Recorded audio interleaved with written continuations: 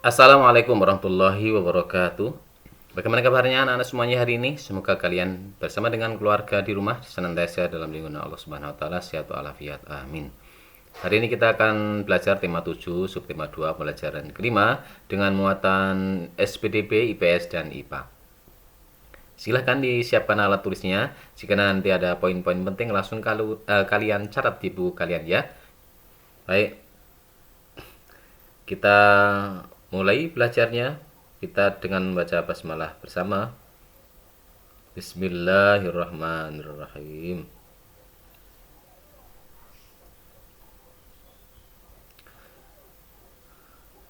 Pertama-tama kita akan mempelajari muatan SPDB. Ketika kemerdekaan, banyak peristiwa-peristiwa heroik yang terjadi setelah proklamasi kemerdekaan. Para pejuang ini dengan gagah berani dan pantang menyerah berusaha mengusir Jepang dari Indonesia. Semangat dan sukacita menyambut proklamasi kemerdekaan sangat terasa di seluruh penjuru Indonesia. Semangat tersebut diikuti oleh keinginan yang kuat untuk mengusir Jepang dari Indonesia. Dengan gagah berani dan jiwa pantang mundur yang berkobar-kobar, pejuang-pejuang Indonesia terus menentang dan melakukan berbagai macam perlawanan terhadap Jepang. Hingga akhirnya Jepang berhasil pergi dari Indonesia. Sekarang yang ada di hadapan kalian ini, ya masih ingat itu? Yaitu adalah lagu Maju Tak Gentar. Kalian pernah menyanyikannya? Ya, semangat, gagah berani, dan pantang mundur para pejuang ini tergambar dalam lagu Maju Tak Gentar.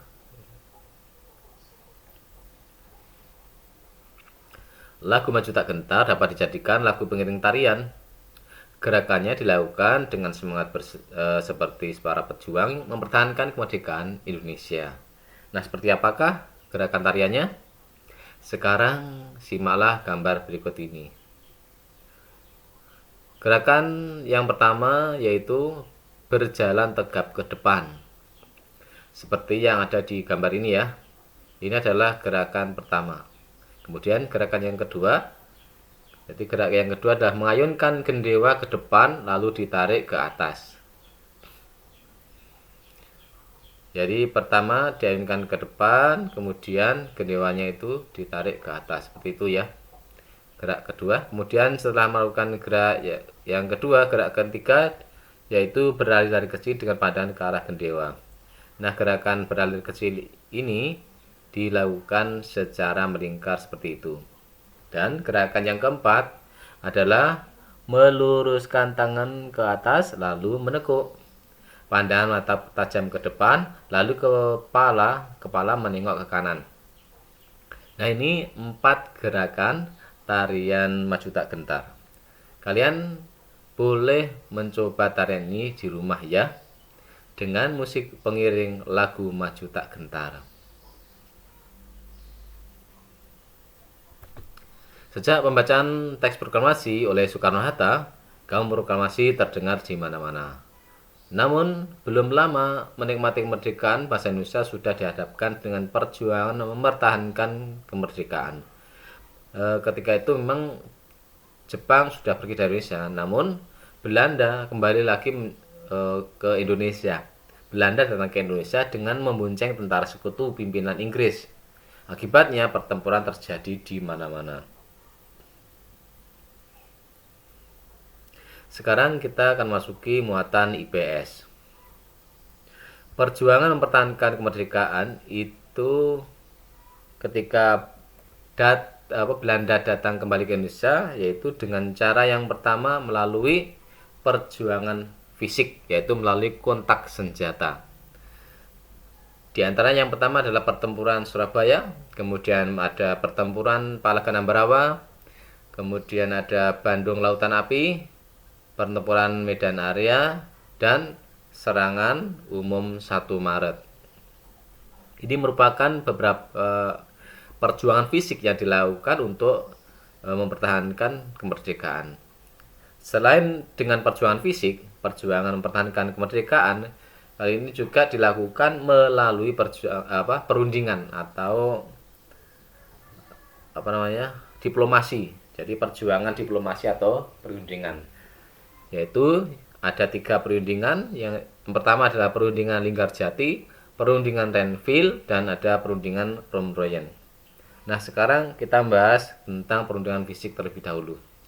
Jadi kita pertama akan membahas tentang perjuangan fisik terlebih dahulu ya. Yang pertama, pertempuran Surabaya. Terjadi di Surabaya, ini terjadi pada tanggal 10 November. Penyebabnya adalah tewasnya Jenderal Malabai, pimpinan sekutu. Adapun tokoh Indonesia yang terlibat adalah Bung Tomo, Gubernur Suryo, dan Kolonel Sukono. Karena dahsyatnya pertempuran Surabaya, pada tanggal 10 November pun sampai hari ini diperingati sebagai Hari Pahlawan. Kemudian yang kedua ada pertempuran Ambarawa. Ini terjadi di Ambarawa, Jawa Tengah. Terjadi pada tanggal 15 Desember 1945. Insiden ini bermula dari sekutu mempersenjatai tawanan yang sudah dibebaskan. Sekutu juga membebaskan orang-orang Belanda secara sepihak. Adapun tokoh yang terlibat dalam peristiwa ini antara lain adalah Kolonel Isdiman dan Kolonel Sudirman.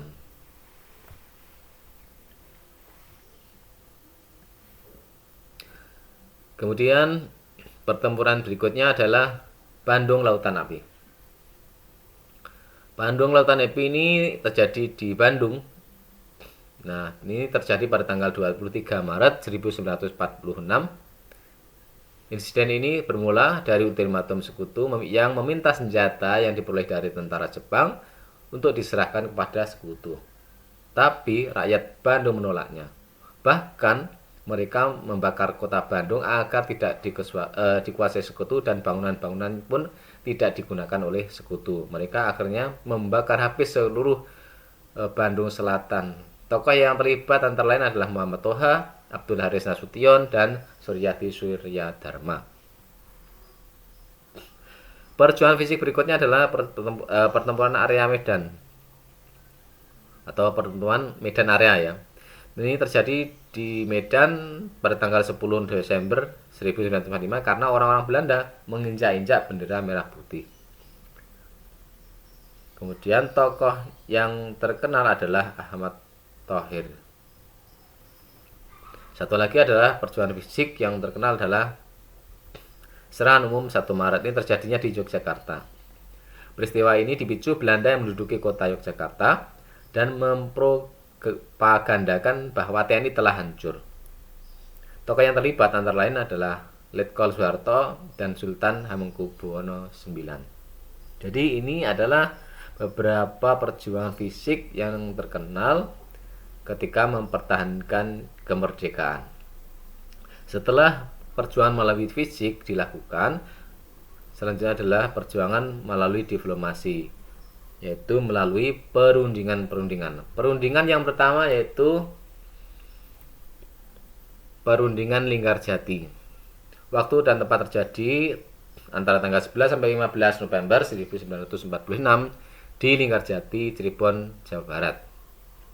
Perwakilan dari Indonesia adalah Sultan Syahir dan perwakilan dari Belanda adalah Prof. Simon Schemerhorn. Ini isi perjanjiannya adalah Belanda hanya mengakui kekuasaan Republik Indonesia atas Jawa, Madura, dan Sumatera. Kemudian negara Indonesia Serikat terdiri dari negara Republik Indonesia, negara Indonesia Timur, dan negara Kalimantan. Negara Indonesia Serikat dan Belanda merupakan satu uni dengan nama Uni Indonesia Belanda yang diketuai Belanda.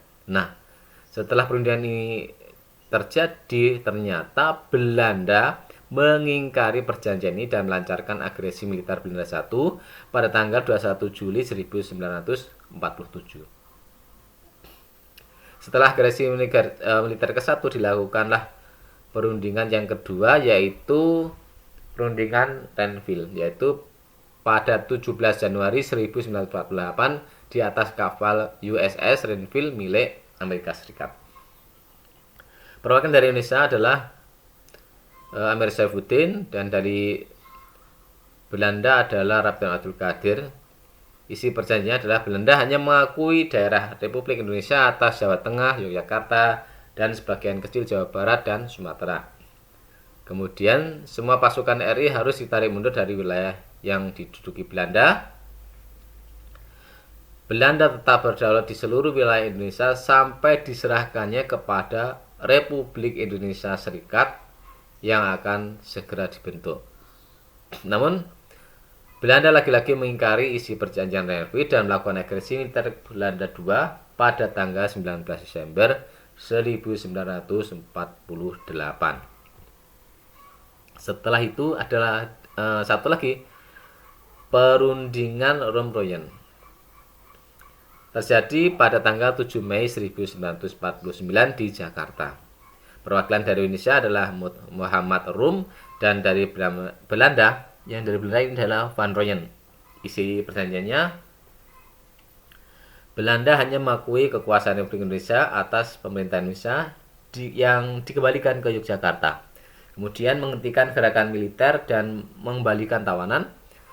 Kemudian Republik Indonesia sebagai bagian dari negara Indonesia Serikat. Dan akan segera dilaksanakan konferensi meja bundar. Jadi ini adalah perjuangan yang dilakukan secara diplomasi. Ada 3, yaitu perundingan Linggarjati, perundingan Renville, dan perundingan Romroyen. Coba kalian lihat di hadapan kalian, ini adalah gambar es yang sedang mencair ya. Ini kemarin sudah kita pelajari. Nah, kalian telah mempelajari bahwa kalor dapat mengubah wujud benda. Perubahan wujud benda yang dipengaruhi oleh kalor adalah menguap. Itu selain mencair yang kemarin, ini yang kedua adalah menguap. Menguap adalah perubahan wujud benda cair menjadi gas. Contoh-contoh peristiwa menguap adalah yang pertama, air yang mendidih. Air yang mendidih ini lama-kelamaan kalau dibiarkan terus-menerus di atas api, airnya akan habis karena menguap. Kemudian menguapan yang berikutnya contohnya adalah bensin yang dibiarkan terbuka. Jadi kalau bensin dibiarkan terbuka, niki bensinnya akan di tempat itu lama-kelamaan akan habis karena akan menguap. Kemudian menjemur pakaian. Menjemur pakaian awalnya adalah dalam keadaan basah, tapi karena ada menguap, itu lama-kelamaan akan kering karena terkena sinar matahari. Bagaimana ya cara mempercepat penguapan? Di sini cara mempercepat penguapan yaitu yang pertama adalah dipanaskan. Kemudian memperluas permukaan zat cair. Jadi contohnya ketika kamu minum air di dalam gelas ya, yang panas, kalau dipindahkan ke tempat yang lebih ceper itu akan lebih dingin ya, cepat dingin. Kemudian mengalirkan udara pada permukaan zat cair. Kemudian mengurangi tekanan pada permukaan zat cair.